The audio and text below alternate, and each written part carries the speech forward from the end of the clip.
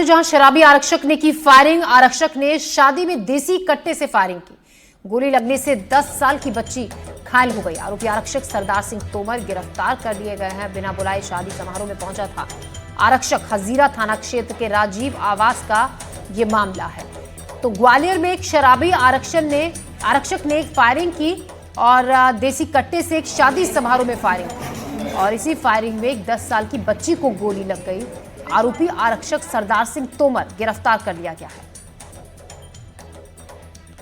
कल हमारे यहाँ शादी का प्रोग्राम था और सरदार सिंह आए और ड्रिंक की हालत में थे और उन्होंने कट्टा ऐसे किया और उन्हें फायर कर दिया। उसके नीचे जो कारतूस जो फैले हमारे नातिन की सारे मूवमेंट हो गए और पुलिस वाले कोई रिपोर्ट नहीं लिख रहे और कुछ नहीं कर रहे।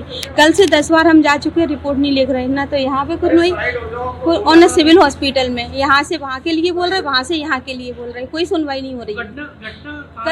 कल शाम हजीरा थाना जस्ट बगल से राजीव आवास योजना में। हाँ नहीं, वो तो कहीं और रहते हैं, वहाँ कोई इनके रिलेशन में रहते हैं। वो मेरे को पता नहीं वो क्या रिलेशन है, वो आप उनसे पूछें। हाँ शादी मेरे लड़के की थी। शादी में आपको बुलाया था क्या? नहीं मैंने नहीं बुलाया। ये पुलिस लाइन के पीछे ही आदिवासी कॉलोनी है। उसमें एक सैनिक है जो सरदार सिंह नाम है उसके रिश्तेदार रहते हैं, जहाँ पे वो अपने रिश्तेदारों के यहाँ आया हुआ था और उसके पास में अवैध रूप से कट्टा था, जिसको कि बच्चों ने देखा तो बोले कैसे चलती है, तो उसने निकाल के वो फायर करके दिखाया उनको कि ऐसे चलती है। ऐसे में क्या हुआ कि उसके बैरल से जो बारूद और बारूद के जो के साथ में जो आग निकली, उससे एक बच्ची जो पास में ही खड़ी थी बिल्कुल, वो उससे उसका चेहरा जो है एक तरफ का उससे झुलस गया।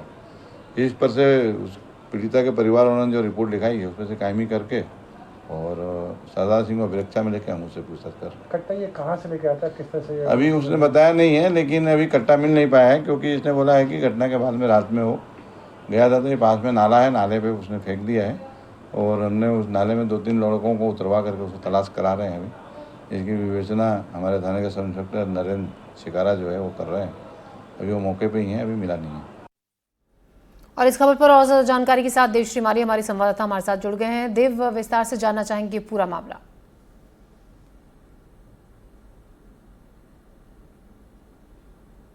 जो मल्टी स्टोरी बनी हुई है वहां ये सिकरवार परिवार रहता है, उनकी शादी थी और शादी में ये जो होमगार्ड का आरक्षक है सरदार सिंह, ये अचानक पहुंच गया। वहां लोग अपने खाना खा रहे थे और मांगलिक आयोजन चल रहे थे, डांस वगैरह बच्चियां कर रही थी और वहां शराब पी के पहुंच गया और फिर वो जो है उसने अचानक कट्टा निकाल दिया और बच्चों को कहने लगा कि मैं देखो आपको कट्टा चला के दिखाता हूँ। देखो नशे में धुत था, उसने जो फायर किया वो फायर जो है नशे के कारण हिला और फिर उसका जो बारूद निकला वो बारूद जो है एक वहां पास खड़ी बच्ची के पूरे शरीर में लग गया। 2-3 जगह उससे गरीब बच्ची के छर्रे भी लगे हैं और उसको घायल अवस्था में अस्पताल में भेजा गया।